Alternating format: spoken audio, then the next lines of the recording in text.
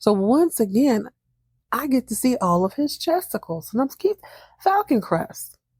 Come here, come talk to me. Come here.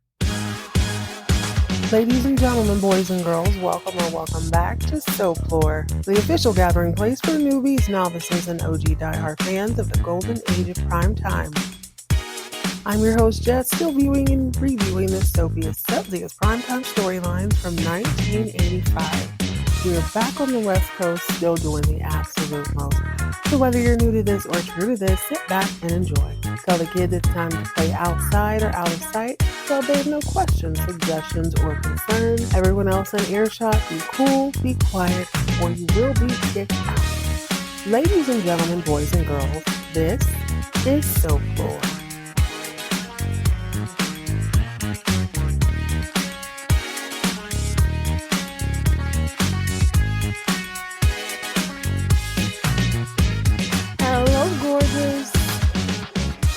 Welcome back to the fun-filled edition of Folklore. I hope your day is shaping up well. Mine is fantastic. We are back on the West Coast watching a little bit of Falcon Crest. I got a tiny bit of fan mail that I want to read to you as we discuss different seasons. I hope I sound a little bit better. I've actually been down. I managed to catch a summer cold. Isn't that the most bizarre thing? Awfully frustrating. I'm sure it's just allergies trying to settle themselves, but I thought, you know what, I'm feeling good. Let me jump on this here microphone and let's talk about this show because it is warming up. Falcon Crest, I always know that they're going to turn out a wonderful season. They did something a little bit different this season with it being so long. I think this is the third or fourth storyline. I'm still expecting a bang by the end, but this is a little bit unprecedented for this show, as far as I can remember. I fully expected this season to be all about Indiana Chase in the Vineyards of Doom, but that storyline has gone and went, and technically, if you look at the shows we watched today, they had an entire next season without that storyline. Go ahead and grab yourself something bubbly and bright as we jump into season 4, episode 22 of Falcon Crest, called A House Divided. Falcon Crest is not winning any points for originality when it comes to these titles, but I think that's on trend for all of these shows. None of the titles are all that exciting. I guess they're like, hey, do you want a good storyline or do you want a fancy schmancy title? You right. Okay, this piece of fan mail comes from Kim in Fresno. I'm telling you, West Coast. I feel like most of the Falcon Crest fans are on the West Coast. Now, before I read this, I'll have to write her back to figure out what episode she's referring to. There's some generalities in here, and I do want to kind of talk about her point, but I'm assuming this is towards the end of season 2 of Falcon Crest, maybe the early parts of season 3. I'm not really sure. Hi, Jed. I just had to write you after listening to the last episode because, yes, the Aviator Adonis is an absolute smoke show. Now, that could be any episode. I think I say that a lot. I used to have the biggest crush on him. That smirk, that swagger. He could absolutely fly me anywhere, anytime. Yes, Kim. She goes, as far as Falcon Crest goes, I actually loved it from beginning to end. Sure, they shuffle the cast around a little bit, but that's part of the charm. The later seasons have their own flavor, and I think they deserve more love. I think this whole show deserves more love. Keep doing what you do, Jet. You're bringing back memories and making new ones every episode. Thank you so much, Kim. I really appreciate that. And I have to agree with you. First off, yes, Robert Foxworthy is Foxworthy. He's gorgeous, and he's a phenomenal actor. At least on here. I can tell too, he's another one. I think I've said this before. He's definitely a thespian. He's from the stage. And they're a little bit different on screen. You can sort of tell. It sort of jumps out at you a little stronger than your regular Hollywood actors. It's just a little bit different. But when I can't remember what year. It probably was a couple summers ago when I was recording the show. I was on Facebook a little bit. I had to be very careful. Still managed to not get any spoilers. But with the Falcon Crest group, there seems to be two distinct camps. There's people who feel like it stopped being good around season 3. Maybe there's 3 different camps. People seem to think around season 3. Some people say as late as season 6, it was fine. And then there's people who were like, no, no, no, it was perfect the whole way through, beginning to end. I think that's par for the course. Wouldn't you agree? Any show that's going to have a long run, sometimes they go through those seasons where they're just not as interesting as others. But I'm thinking specifically now of like Walking Dead. If that's your thing, I hate gore, but I did end up watching it, started watching it probably around season 4. And you know what? Some seasons are more exciting, some seasons aren't, but I really do think it depends on when you start watching something. For instance, like me, I came in on season 4. I enjoyed it up until I stopped watching it, honestly. I didn't really think, oh, one season was better than the other. Well, you know, things can't always stay the same. Sometimes things are exciting because they're new. Sometimes things are less exciting because the people you like aren't there anymore. That's just life. I'm excited to watch this all the way through. We're on season 4. We're almost to the end. I wouldn't say this season was boring at all. Not even a little bit. As a matter of fact, I would say this across the board, except Knots Landing, because I think Knots Landing's their formula is a little bit different. But they are upping the ante. I think the storylines are getting more and more bold. They're more audacious. The jaw drops are a little bit harder. I think Dallas, Dynasty, and Falcon Crest are just getting better and better. As far as Knots Landings go, yeah, Knots Landing goes. It's on season 3. I've thought it was good from the beginning, but it's a different formula. These are just people living their everyday lives. So as their lives change, things are going to get better. But yeah, would I say season 3 of Knots Landing is better than season 1? Yes, I would, but none of them suck. What's your opinion, guys? You can send a text via the show notes. There is a little link if you're listening to this on your mobile device. There's a little link that says send us a text, or you can send me an email at soaplorepodcast@gmail.com. That's soaplorepodcast@gmail.com. And I know a few of the other platforms, I think like Deezer and some of those, sometimes you can just leave a comment. It just takes a while for me to see it. So if you do, send me a text. I'll respond to you always.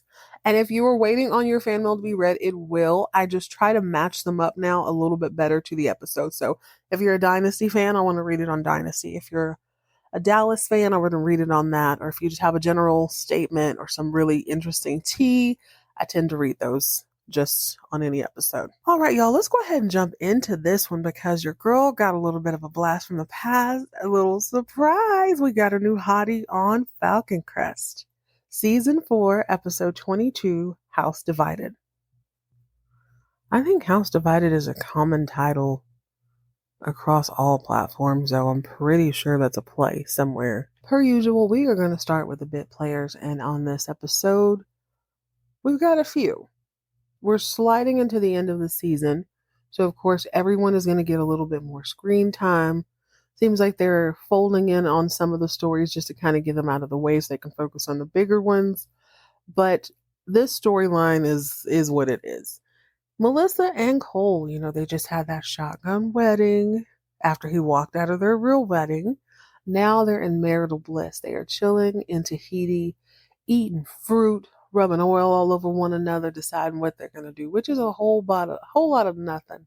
Whole lot of loving on each other, smiling in each other's face, just being sickeningly sweet and a little bit obnoxious. So they take this love bubble and they, shout out to Teresa Giudice. They take this love bubble and they push it out. They go, that does not sound good. They go to looks like a bar, just something off of the water, one of those little dives where you go in and you eat the local fish, have a good time, drink beers or whatever. And they're just, you're so pretty. Oh, you're so pretty. Oh, you're so gorgeous, Melissa. I love you. Oh, I love you too, Cole. I like your skirt. It's not a skirt, it's a Peru. Oh my goodness, we're so beautiful. Man at the bar is rolling his eyes. All he wanted to do was come in and have a good drunk. Now he's got to listen to these two fools. So a little girl walks over to the table. She's holding like this basket of flowers and she's like, "Hi, sir. Would you like to buy a flower for your beautiful lady?" I would have loved to have been a fly on the wall when this child was auditioning for this role. I know. She was in that bathroom mirror at her house every night reciting these 4 or 5 lines. She killed it. Growing up a boom Baptist, I used to have an Easter speech. Baby, I was the first one who memorized it. I couldn't wait. Oh, and I felt that energy from her. Cole and Melissa are equally as impressed. Like, oh my gosh, you're so sweet. What is your name, little girl? Cole asked her. Sue. Again, Falcon Crest. No originality points. Sue? Were girls named Sue in the 1980s? That feels like a 60s name. Let me mind my business. So Sue presents the assortment of flowers to Cole, and he's rustling through, and he says, Sue, do you live in the village? She says, yes. My father is a fisherman, as in, yeah, I'm local. My dad fishes, so yeah, I live here.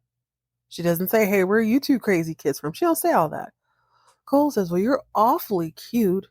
How would you like to come home with us and be our little girl?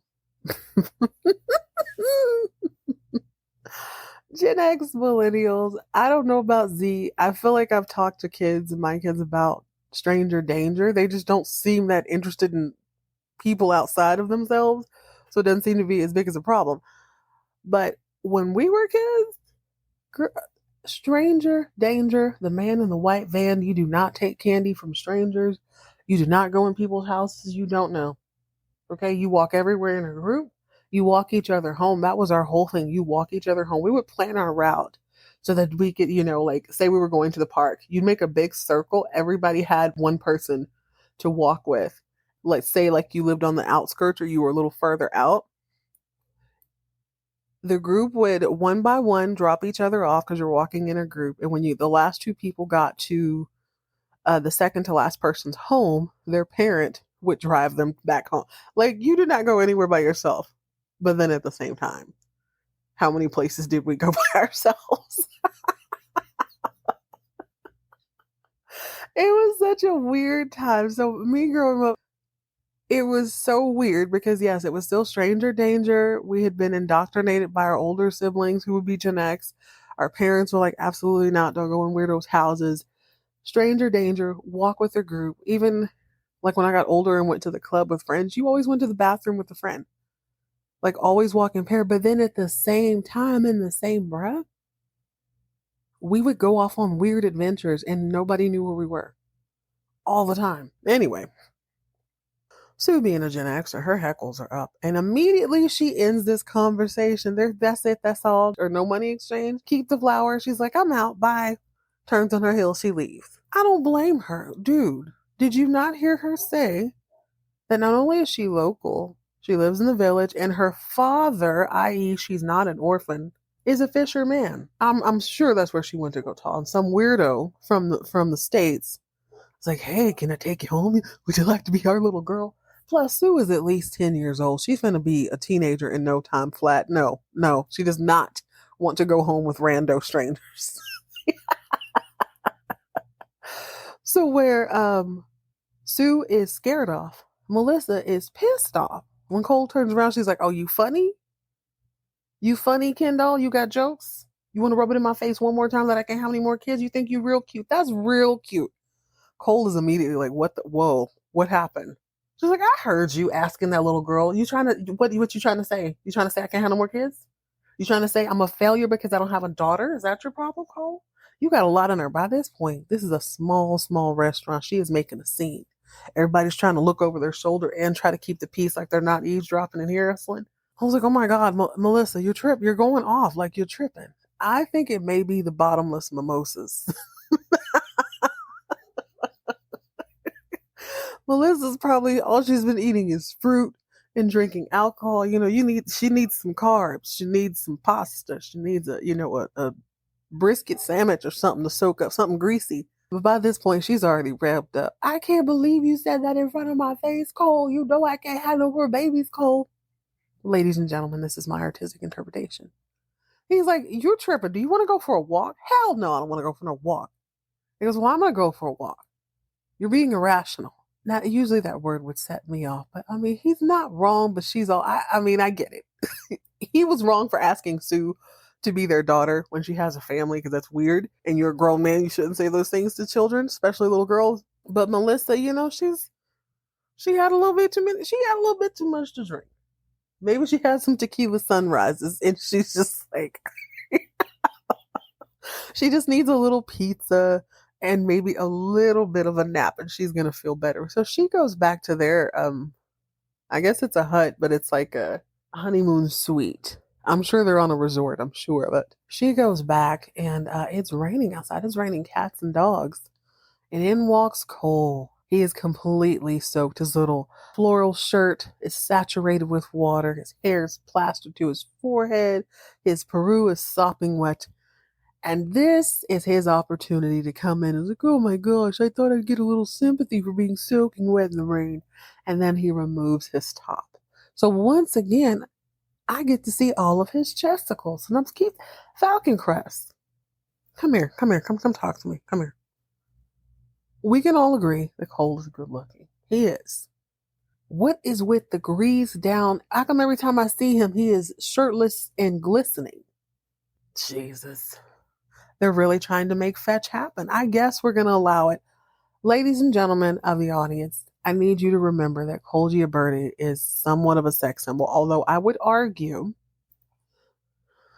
and this is coming from a straight woman, I think the thing that makes men sexy is it's a couple of different things. Number one, it is confidence. You can be as untraditionally attractive as you want to be. You can be weird looking. You can be 2 feet tall. You can be 9 feet tall. If you are walking through whatever room you walk through with confidence, women are going to be attracted to that. Or on the other hand, the total opposite of that is you just being kind of a cool person, doing your own thing, and maybe you're kind of unaware of how hot you are. That's even hotter, actually. But there is something about you trying to be hot that makes you less hot. It only, and I repeat, it only works on teenage girls. So maybe they were feeding that audience. I'm thinking of super cheesy boy band moves from back in the day. Y'all know I love me some NSYNC. So they were never cheesy. I will fight you. They were never cheesy. But I think of groups who didn't quite make it, and it was because they were a little too, little geeky, pushing up their nerve. It just didn't work. It didn't work. That's how I see Cole.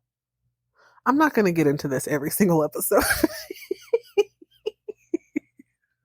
I made it more than clear on more than one occasion how juvenile I find him to be, but I'll fold for crying out loud. Cole is a handsome man. Do I enjoy seeing him glistening and shirtless? It's just confusing at this point, so no. Okay, who's next? Oh, I forgot a little bit. So once Cole and Melissa, she enjoys his glistening body. They make up. They make it back to Falcon Crest, and of course, baby Joseph comes running in the room. It's adorable. I can't believe he's 4 years old. Let them tell it. I just can't believe it. But I guess that math doesn't math because this show came out in 1982. Does not math. But that's soap opera growing. So yes, I guess in warp speed, he needs to grow at least 3 years a year. Joseph comes in and he's like, yeah, Margaret just dropped me off. Did you guys have a good time? And Cole says, yeah. Did you get bigger since the last time I saw you? He goes, well, my muscles did. Is baby Joseph being a gym bro not the most millennial thing you've ever heard in your life?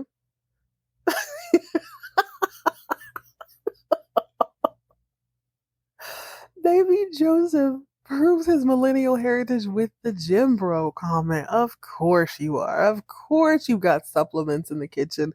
Of course you won't ever want to look at your lats. Of course you have a gym outfit. That is very on brand.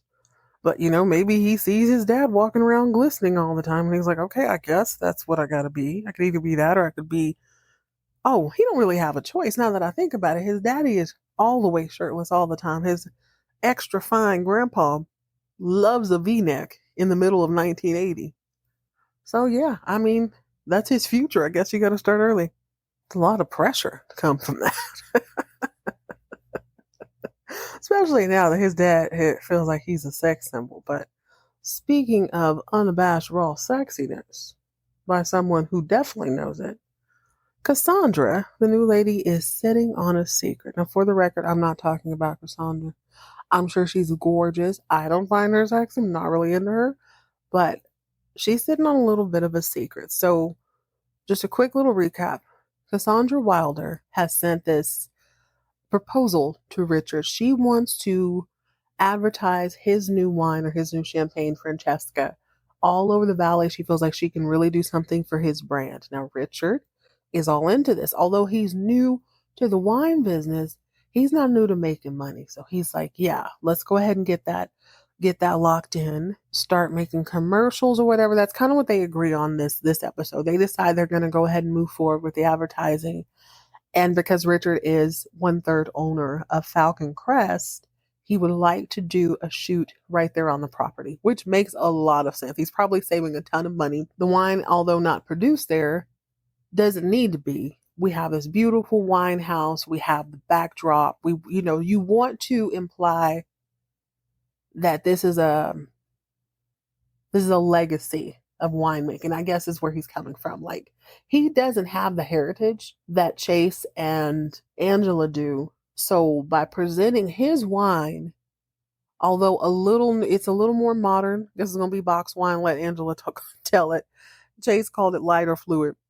Although it's a new version of an old thing, he still wants, he wants the reputation. He wants it to be reputable. He also has a thing for Cassandra, who is quite pretty, actually. I noticed Cassandra had a person with her last time, a dude. I didn't really look at him. This time, I'm looking at him. So she's sitting on the couch, and her partner, I guess he would be, they don't really say what he is. I don't know if he's her secretary. I don't know what he is. But his name is Damon Ross. So Damon Ross is sitting by her, and he's like, hey, when are we going to move forward with this? This is taking too long. When are we going to get our hands on Angela? And Cassandra's like, patience, these things take time. How do you think our mother feels, Damon? He goes, I know how she feels. That's exactly why I want this to move forward. Immediately after this scene, Cassandra is asleep in bed and she's having a nightmare. It is very Carrie-esque. It is very, they're all gonna laugh at you, that kind of voice. And it's a little girl in a fire, and she's like surrounded by fire. She doesn't know where to run. And someone keeps saying, Cassandra, but it sounds like they're all going to laugh at you. She's freaking out. She ends up waking up, gasping for air. She's like, okay. So Cassandra has a brother named Damon. And there's something to do with the fire. And something to do with Angela. So they're using Richard to get to Angela. Towards the end of the episode, the whole photo shoot magazine spread is happening at Falcon Crest, and Angela's had a very long day, which we'll get to.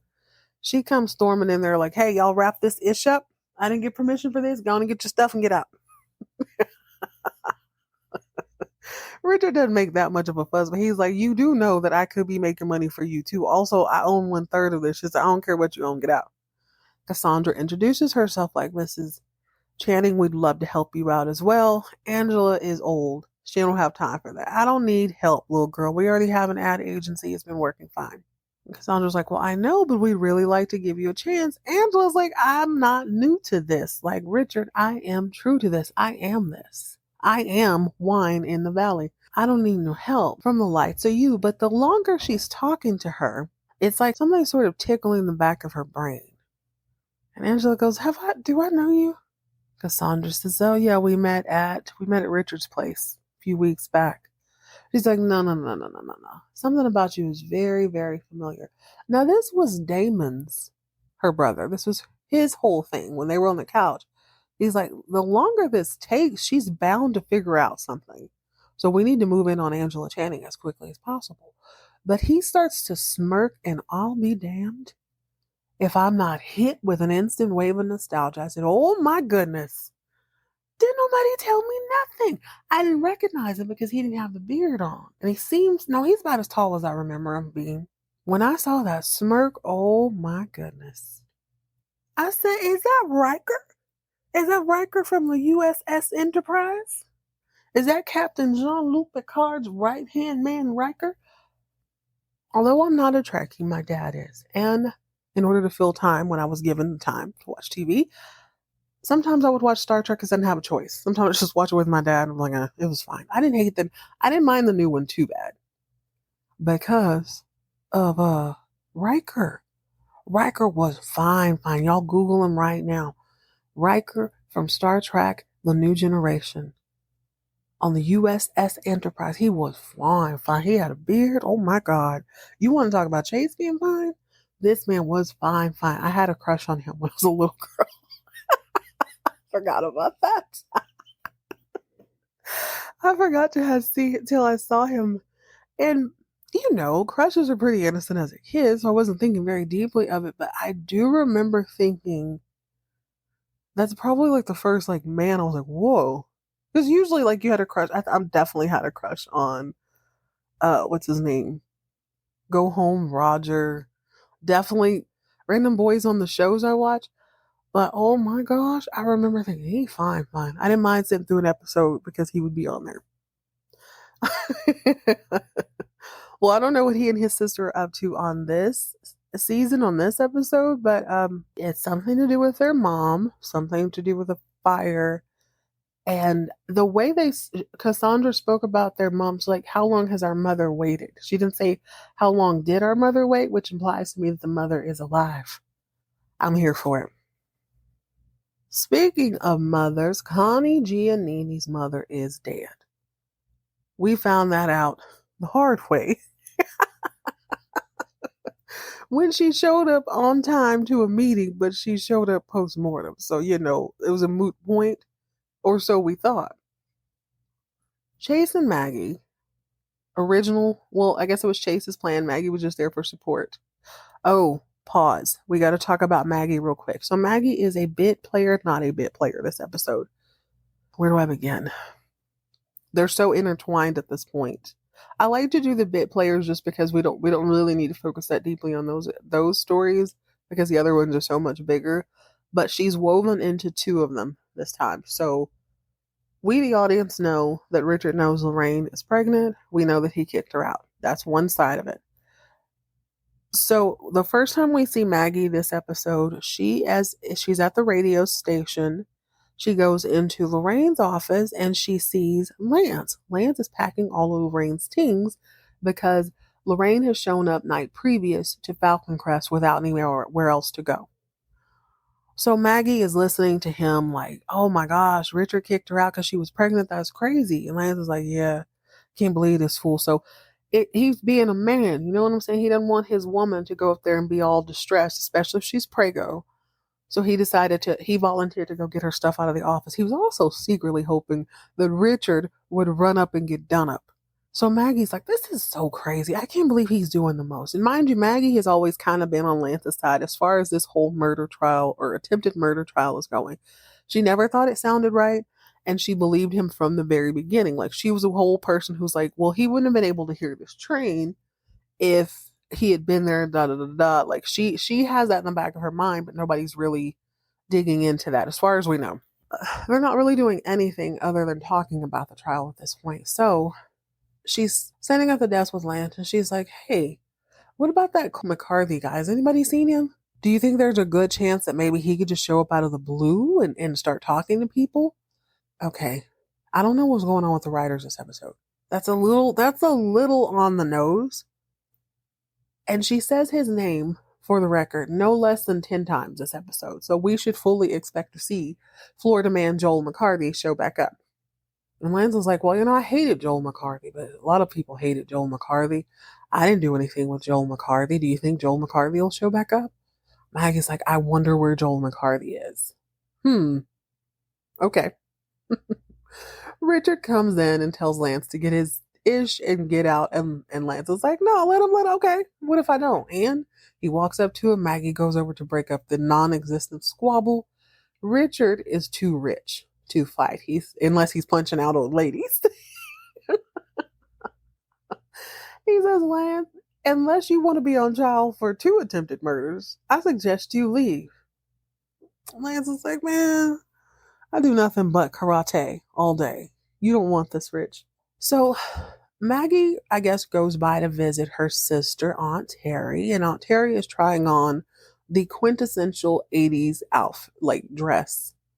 It is a sweetheart neckline made of gold lame with a black skirt. She tries it on and she's like, dang, I should have got this even tighter. This is doing nothing for my body. Maggie's like, that's great. Speaking of bodies, where's the body of Joel McCarthy? Where's your ex? I ain't seen him in a long time. Now, she didn't say ex, pardon me.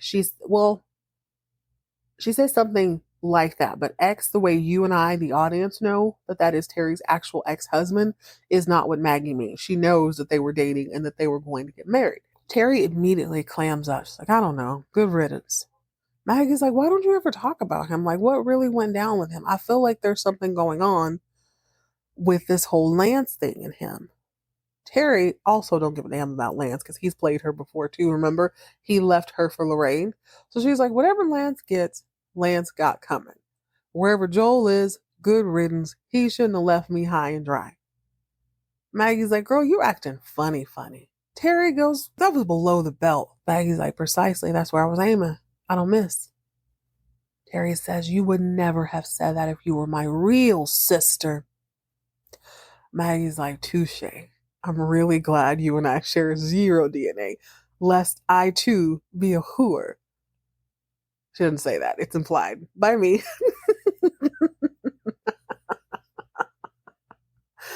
So Maggie she's just kind of stone faced. She's like, touche. If you decide to stop lying and talk to me about Florida man, holla at your girl. I'm gonna leave.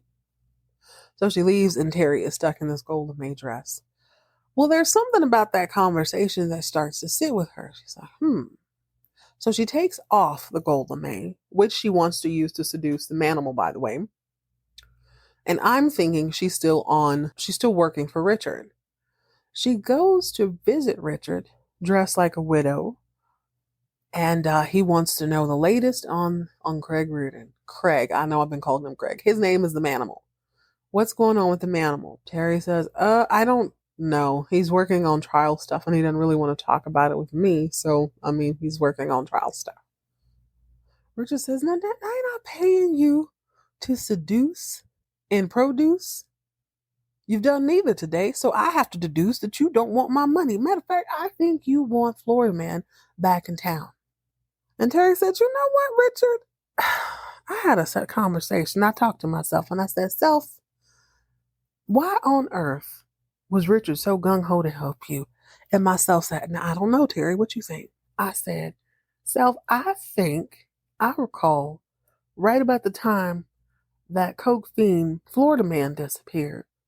He was running his mouth about all this money he had coming to. Remember, he came in, he had on the Usher sweater. He looked like Michael B. Jordan. He had a fresh mullet. And myself said, yes, Self, he did. Now, you're right. He did come out. He was fresh to death. He looked amazing. Matter of fact, I think he was on the come up. Me, myself, and I agree. So, Richard, I say, instead of producing and seducing, I deduce myself that perhaps you had a hand in this whole Lance Compson setup. I deduce that if I produce, amen, Joel, you would be more inconvenienced than myself. That's what I think. Richard squirms in his seat, swirls his milk in his glass, and he's like, quite the gamble, Terry. You sure you want to do that? She's like, you know what? I'll take my chances. By the way, I quit in not so many words, and I'm out. She gets up and she leaves. Now I'm thinking, oh, good. Terry, your spine is intact. It is stiffer than it was when you walked in. I certainly hope you are done with this whole seducing for money thing. She is done with the money part. But for some reason, she still wants the manimal. So this girl loves to get dressed and go over to be embarrassed. She gets dressed. She goes over to the manimal's farm where he is, of course, running around with the horses and whatnot. And she's like, hey, why don't we go on a date? He's like, I've been told you I'm very busy. I can't accommodate that right now. I got a lot on my mind. She goes, okay, well, then after the trial, why don't we hang out? Why don't we go out? He's like, nah. After the trial, I'm going to be the governor of California. She's like, the governor of California? How you figure? Well, this is my political career. This is what I'm working on. This is a high-profile case. All the chips are in place. It's going to be wonderful for me. And unfortunately, Terry, I can't be seen with you. I'm just like, oh, okay. I see what it is. I'm good enough to roll around in bed with, but I'm not good enough to be on the arm of the governor of California. And he's like, the governor of California can't have a hoe as a housewife, even if said hoe is indeed a housewife. But that doesn't matter. Terry is not deterred. She's not deterred. She is going to produce. She's going to seduce. So by episode's end, She drives to his house at night. Or actually, she doesn't drive. She has a driver because she's a wealthy housewife, okay? She drives to his house in a slightly too small for her frame Velling car. Allow me to explain. I am a tall woman, and there are just certain cars I'm not going to get into. If it is like a 97 Mustang, you know the like a coupe, the back seat is not meant for me. I cannot ride around with my knees up to my chest. It seems like Terry is not that tall, but perhaps those cars of a go, this is probably like a 1930, 1940s car. It's just is not meant for what she's working with. So she pulls up to the stables where Reardon is brushing horse booty all night, I suppose. And he sees her and he's like, Terry, I'm really, really busy. But she has to, like, she's in the back seat, so she has to turn and duck her head out of the window.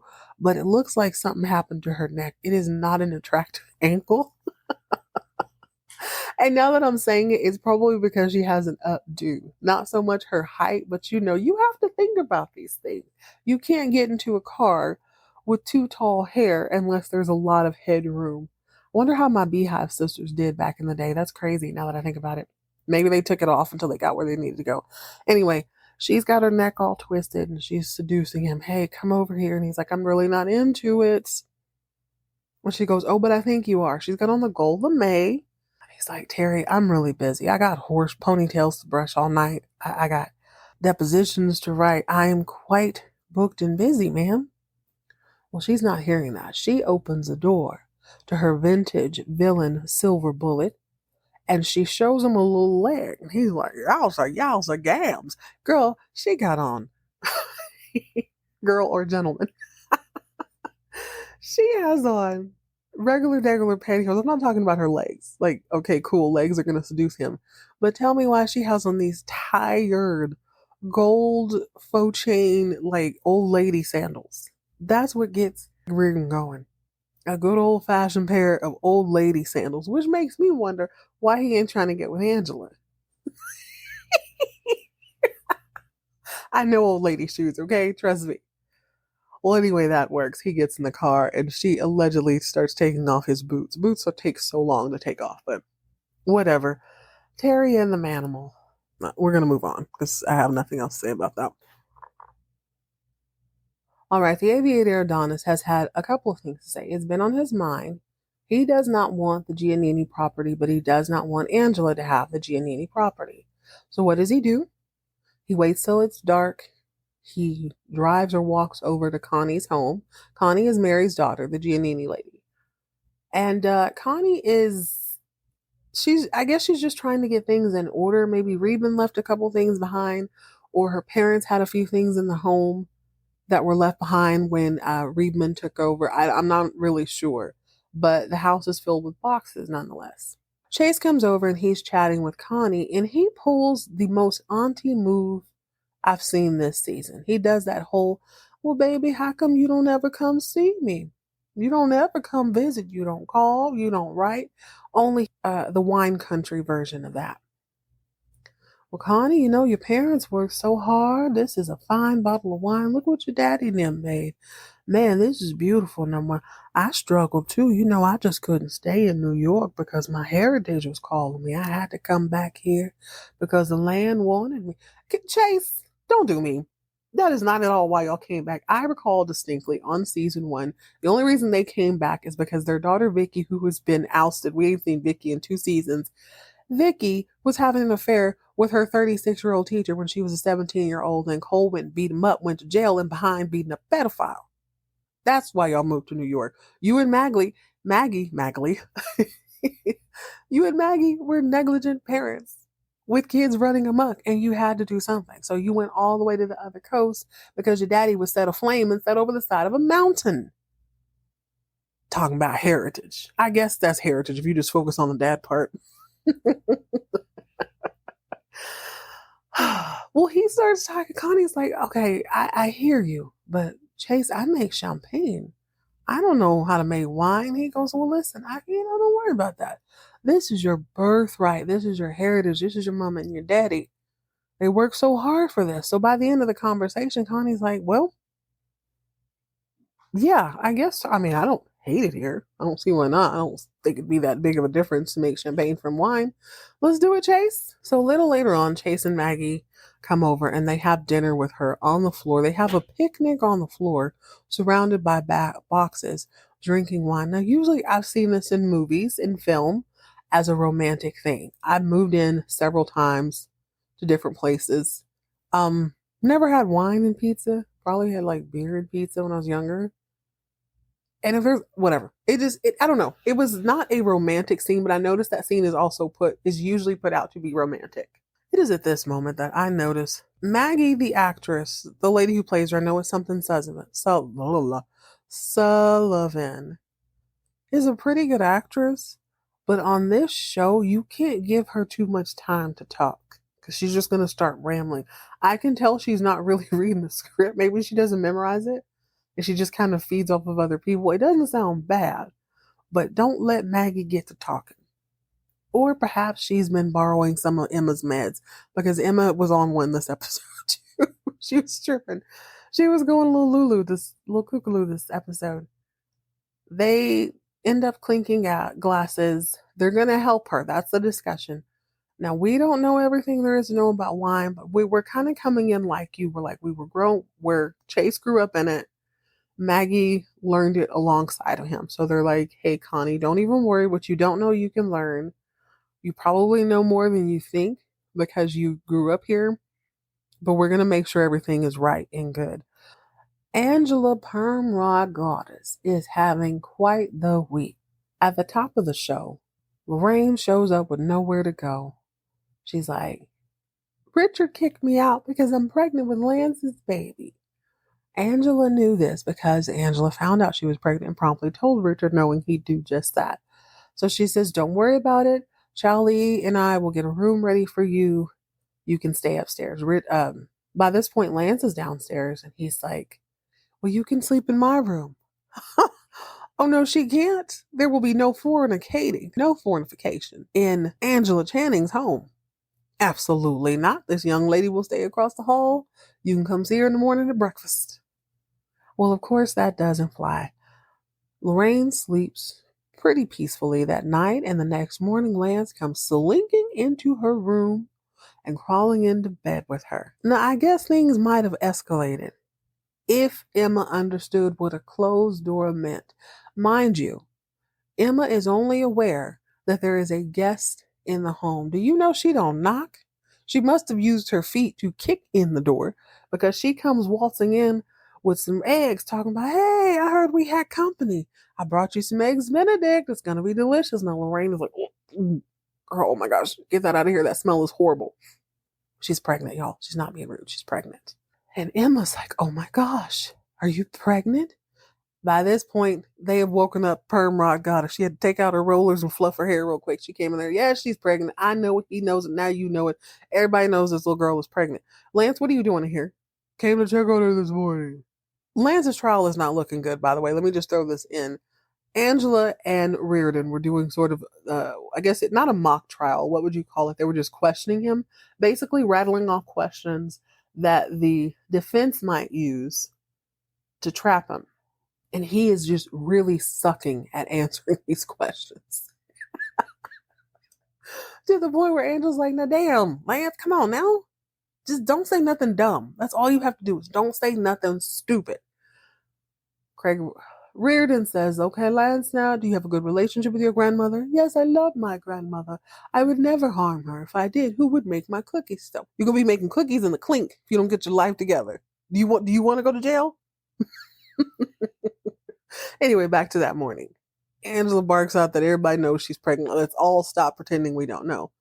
So Emma's like, oh, that's exciting. And then she thinks about it. She goes, wait, Lance, is this your baby though this time? And Angela goes, of course it's his baby. Emma goes, well, dang. I don't know, Lorraine. If I was you, I wouldn't. Don't let my mama get her hands on him because she'll sell him. She sold Joseph one time.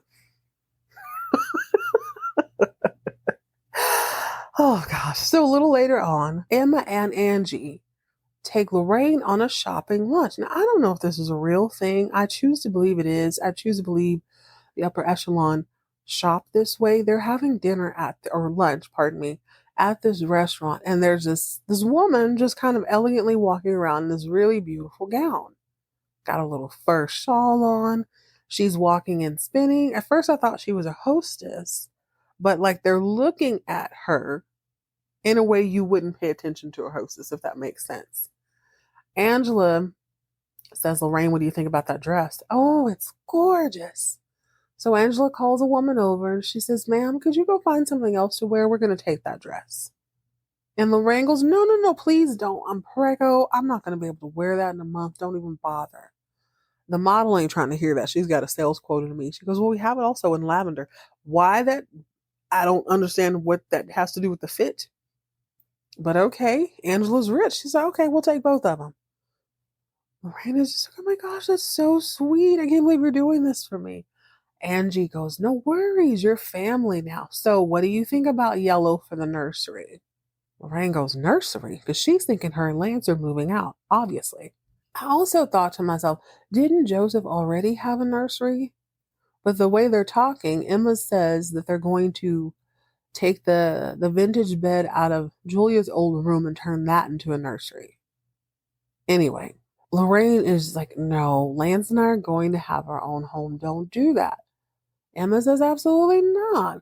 We have to have a special place for the heir. And then it hits Lorraine. Oh my gosh. Is this why you're being nice to me? You're buying me dresses and lunch because I have Lance's baby, the heir to the Falcon Crest throne?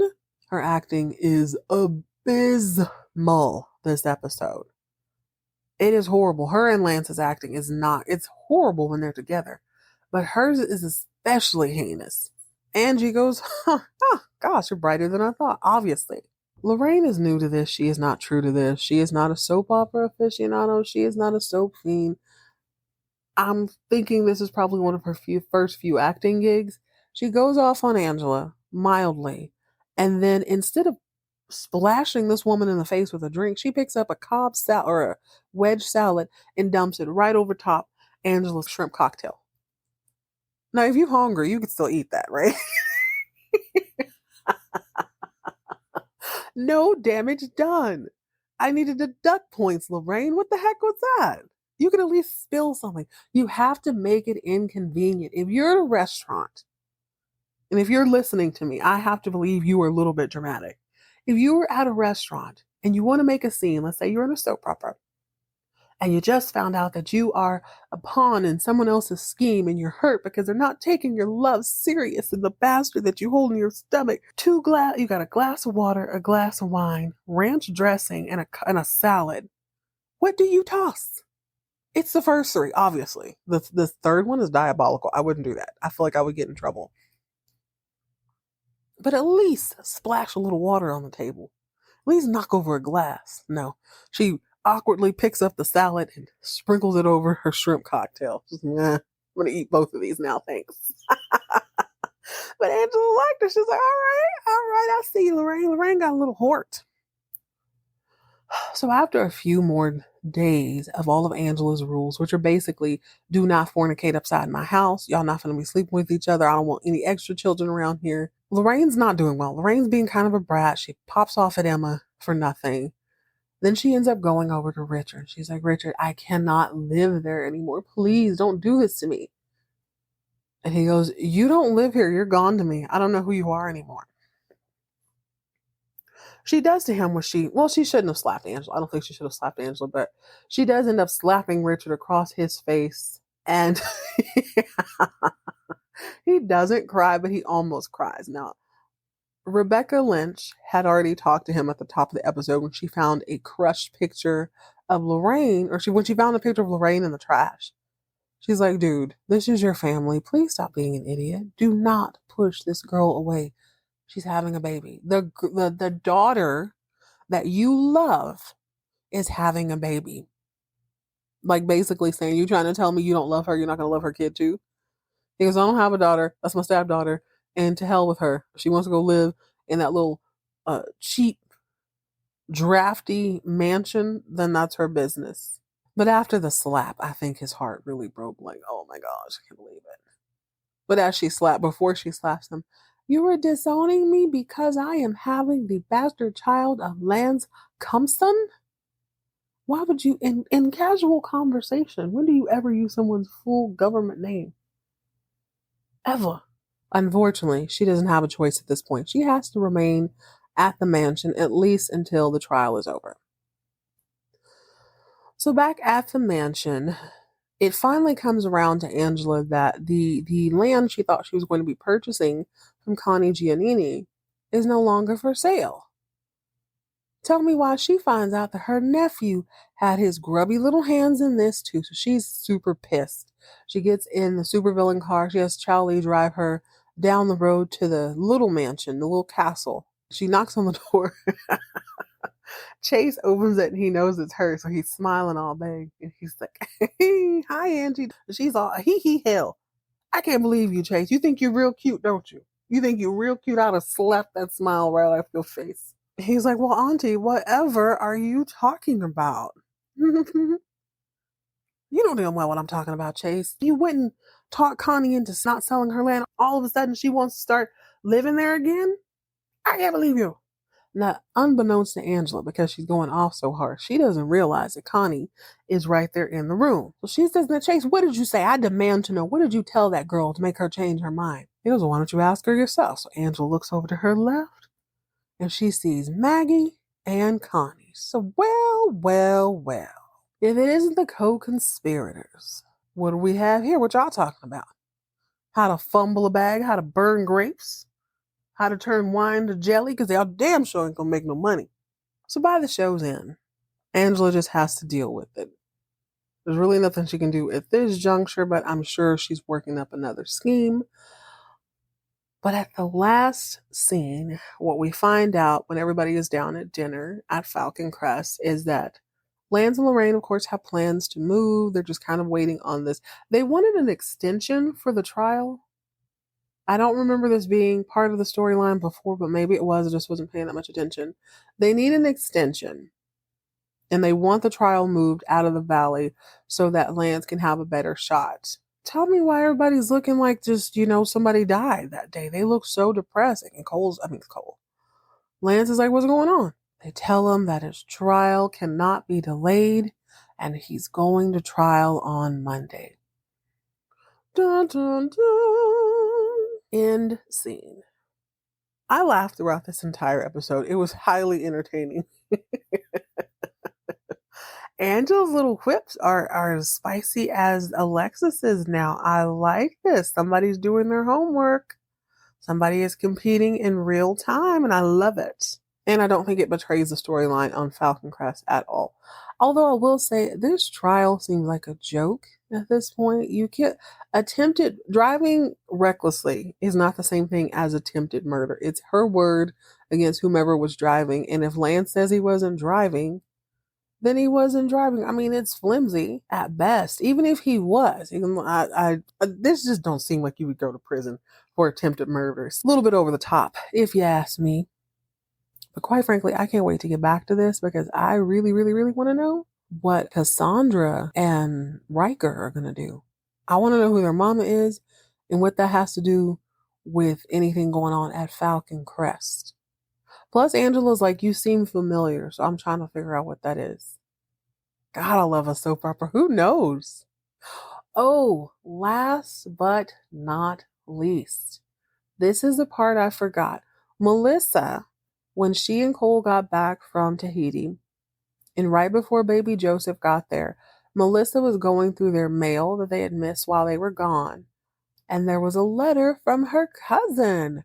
Her cousin is coming to visit as soon as school's out. She's going to come on her summer break. It's going to be so much fun. Cole says, I don't remember your cousin. Well, Cole didn't grow up there. Melissa's like, oh no, this is my cousin. She moved about 6 years ago. I don't know if she said she moved to Tuscany or from Tuscany Valley. She didn't really say the word valley, so I'm not sure.